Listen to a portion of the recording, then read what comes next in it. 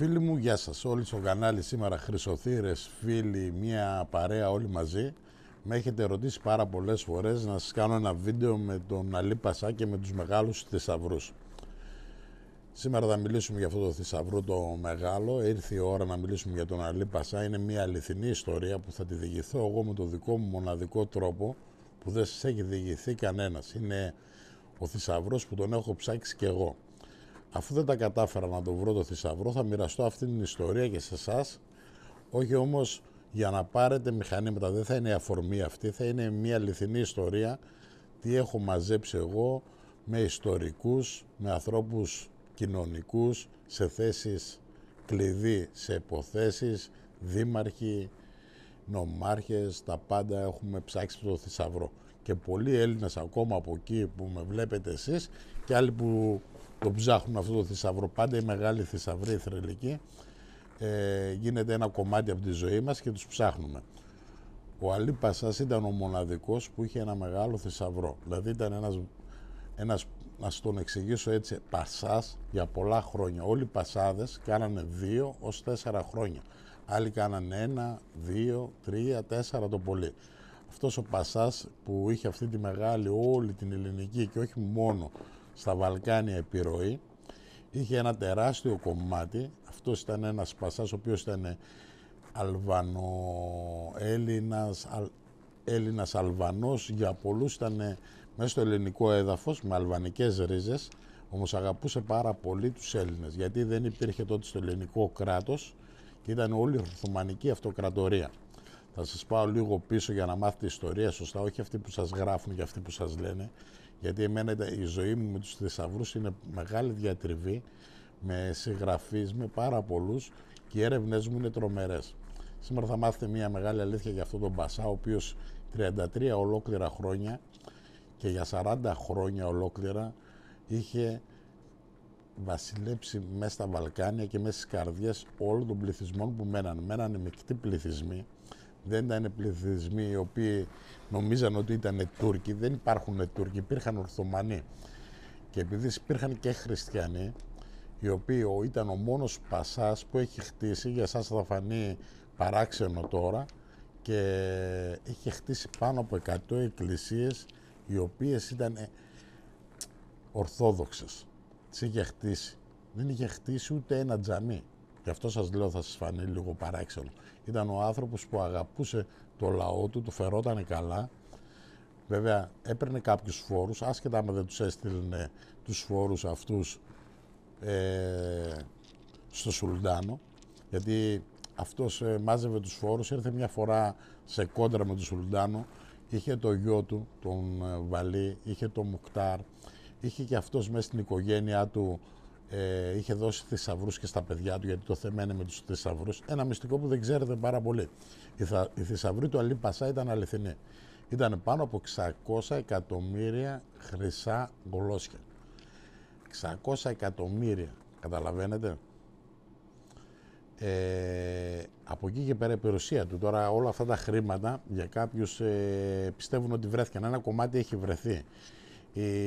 Οι γυναίκες που ήταν στη ζωή του παίξαν ένα ρόλο. Ήταν για αυτές, όπως ήταν η Βασιλική, ήταν μια γυναίκα η οποία ήταν χριστιανή από οικογένεια υψηλή με πολλά αδέλφια. Ήταν η μόνη γυναίκα που είχε 7 αδέλφια. Και τα αδέλφια αυτά όλα ο Πασάς ήξερα να τα φερθεί καλά. Είχε φτιάξει προς τιμή της ένα χωριό, το Βοηβόδα, και ένα άλλο χωριό, σημερινή Βασιλική, που είναι στην Καλαμπάκα, στα Τρίκαλα, κάτω εκεί. Εκεί είχε έρθει τα τελευταία χρόνια και είχε μείνει και ήθελε να συναντήσει τον Καποδίστρια. Για άλλους ήθελε να πει πού είναι ο κρυφός μυστικός. Είχε βασανιστεί λίγο στο παλάτι.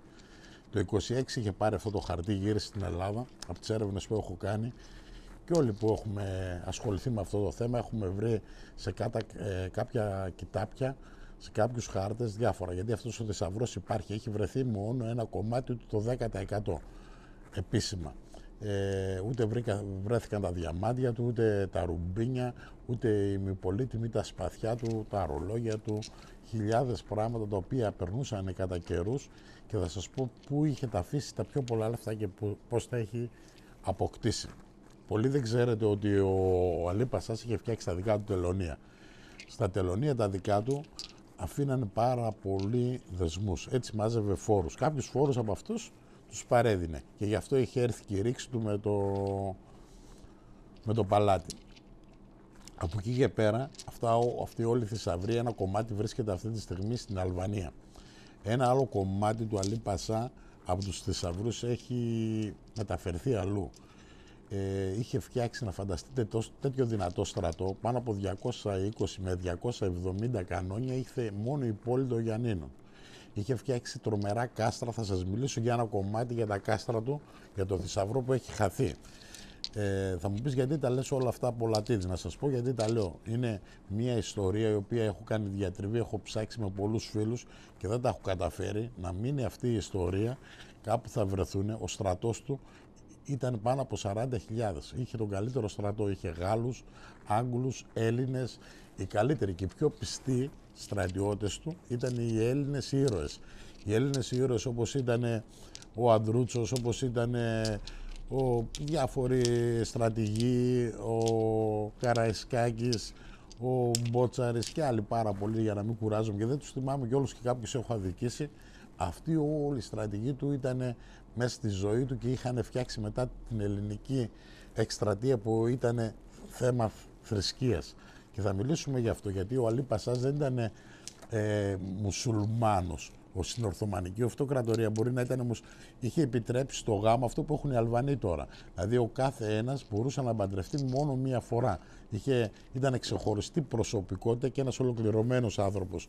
Ήταν από το 1820 έως το 1822 πολεμούσαν για να πάρουν την εξουσία του και δεν μπορούσαν. Για 18 με 20 μήνες πολεμούσε ασταμάτητα.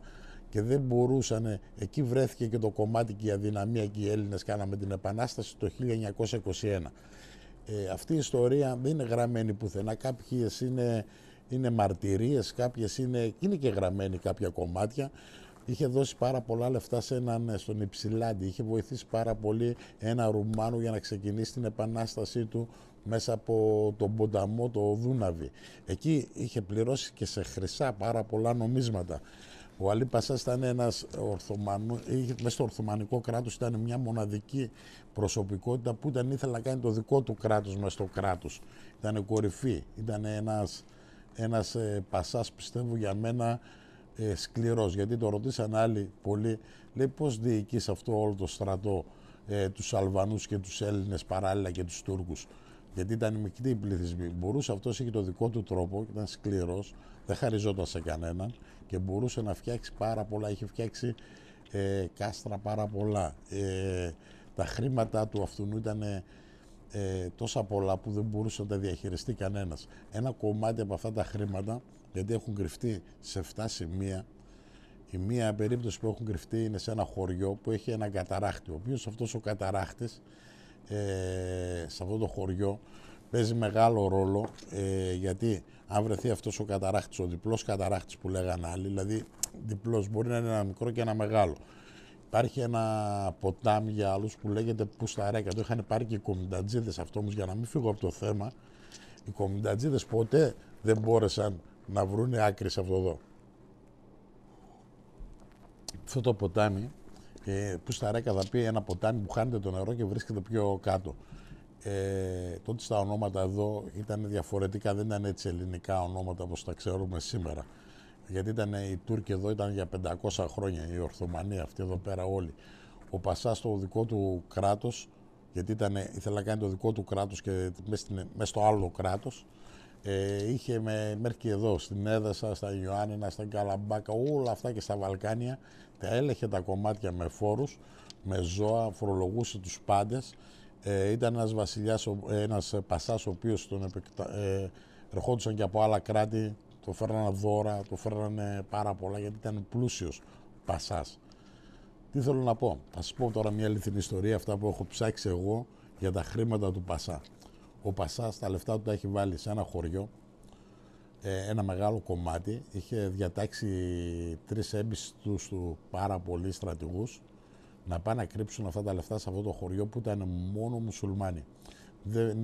Δεν μένανε ντόπιοι από εδώ, οι βλάχοι, οι άλλοι που μένανε εδώ.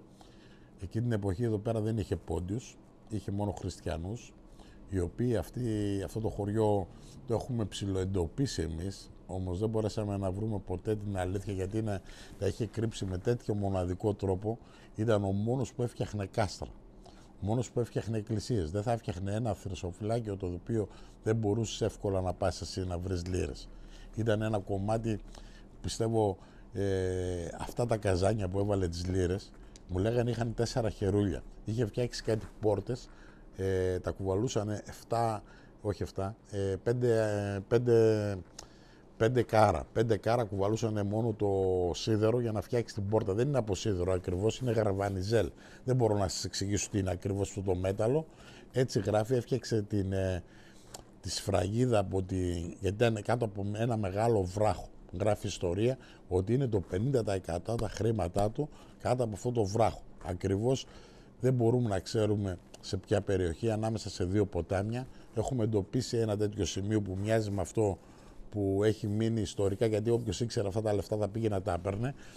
Συνήθως αυτοί που κρύβαν τα χρήματα με έναν τρόπο χάναν τη ζωή τους. Και ήξερε μόνο ο Πασάς, γιατί ήταν πολύ παραδόπιστος. Δεν ήθελε να χάνει ούτε ένα γολόσι. Στα χρήματα ήταν σκληρός, ήταν πάρα πολύ σκληρός.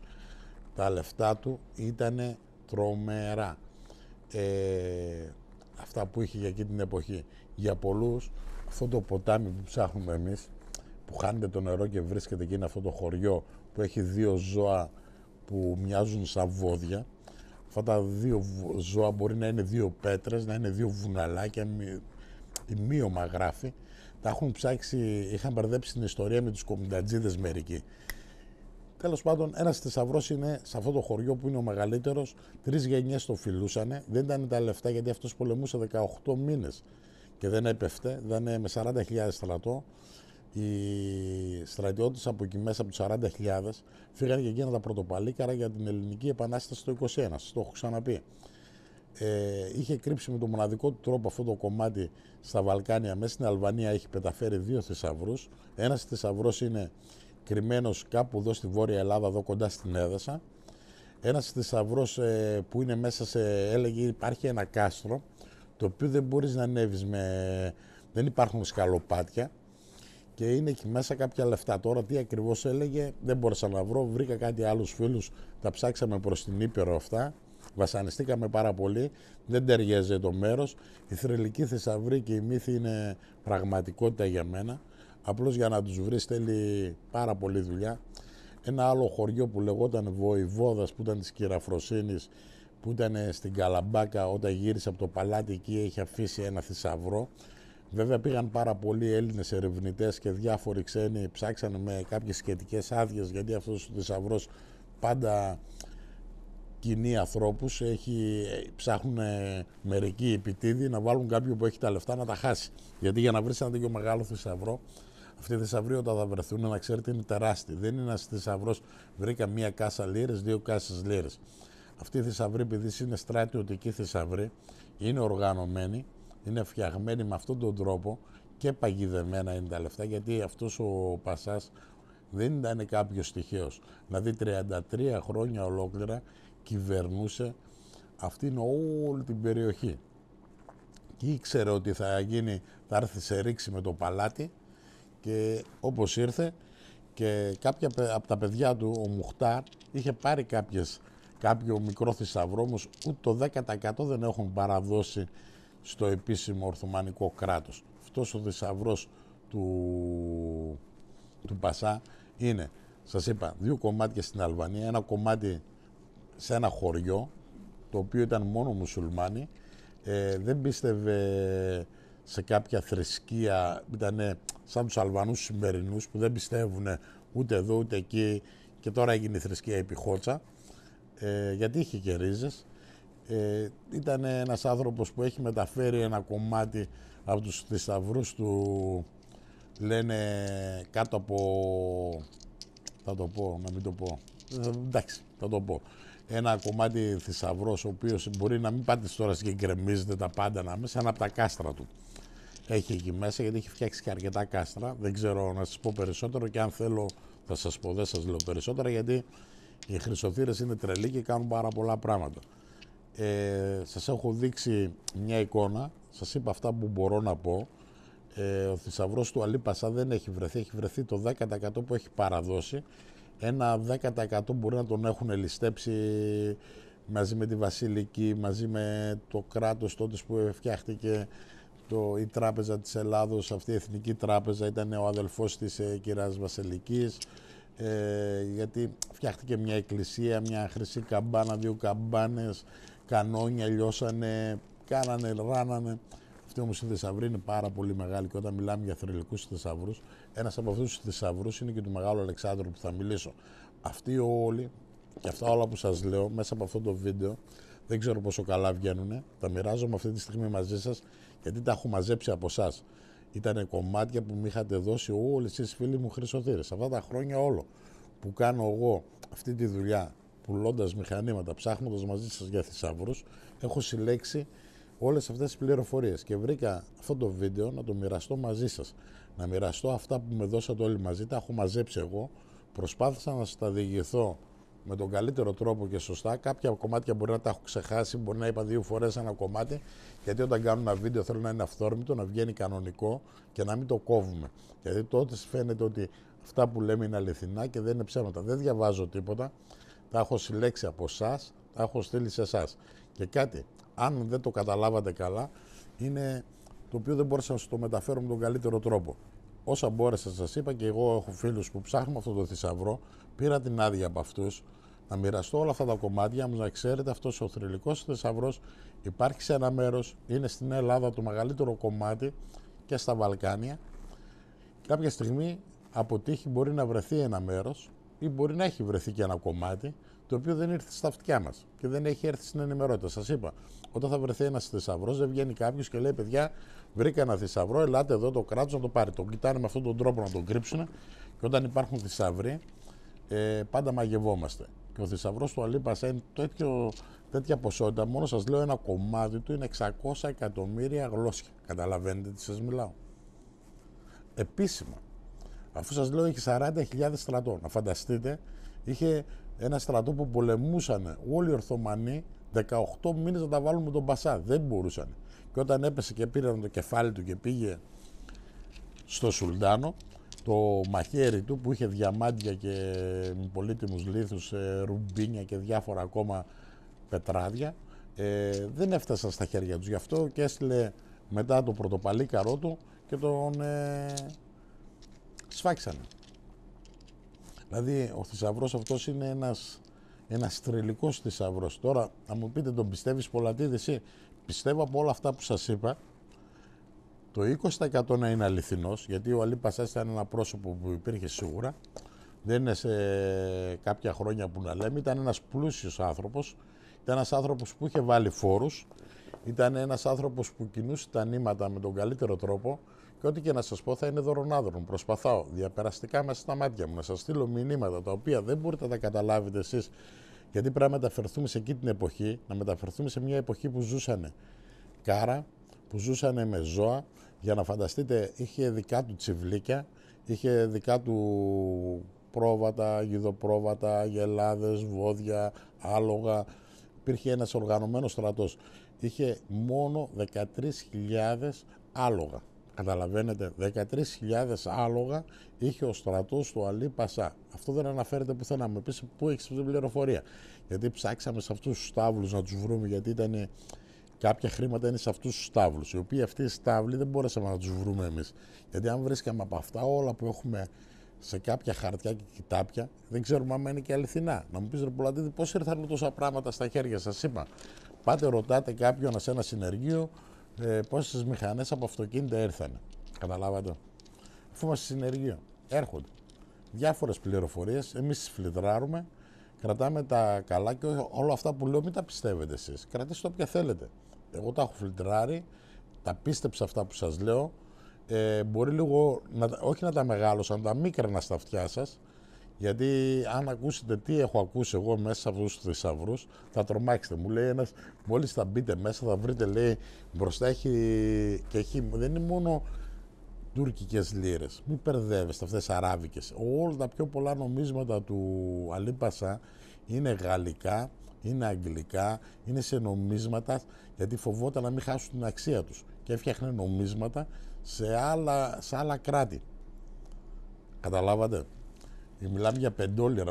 Εγώ στην αρχή δεν μπορούσα, που ασχολούμαι εγώ ο Πολατίδης στο δικό μου το μυαλό, να χωρέσουν όλα αυτά. Σας τα διηγούμε με τον καλύτερο τρόπο. Σκέφτομαι πώς να σας τα μεταφέρω για να μην σας τρελάνω τόσο πολύ, γιατί και εμένα με τρελαίνουν οι θησαυροί. Δεν υπάρχει άνθρωπος να μην τρελαίνεται, γιατί είναι σαν ανέκδοτο. Να σας πω ένα ανέκδοτο να γελάσετε, γιατί πάντα θα είμαι ευχάριστος και θα προσπαθήσω η συζήτησή μου να είναι πιο έξυπνη και πιο όμορφη. Ήταν κάποιος να μου λέει: θέλω να πάω, λέει, στον Παράδεισο. Λέει: πώς θα είναι ο Παράδεισος? Λέει: κοίταξε να δεις, θα είναι πολύ όμορφος. Κάποιος άλλος λέει: εγώ θέλω να πάω στην Κόλαση. Λέει: πώς θα είναι η Κόλαση? Λέει: θα είναι πολύ χάλια. Εκεί, λέει, θα βράζουν τα πάντα, θα κάνουν. Και οι δύο ήταν ψυχές. Ήθελαν να πάει ο ένας στον Παράδεισο και ο άλλος στην Κόλαση. Ρωτάνε: εσύ που θέλεις να πας? Λέει: εγώ, κοίταξε να δεις, εγώ δεν πάω πουθενά να μου. Εδώ είναι ο Παράδεισος, εδώ είναι η Κόλαση. Καταλάβατε. Έτσι είναι και η ζωή μας.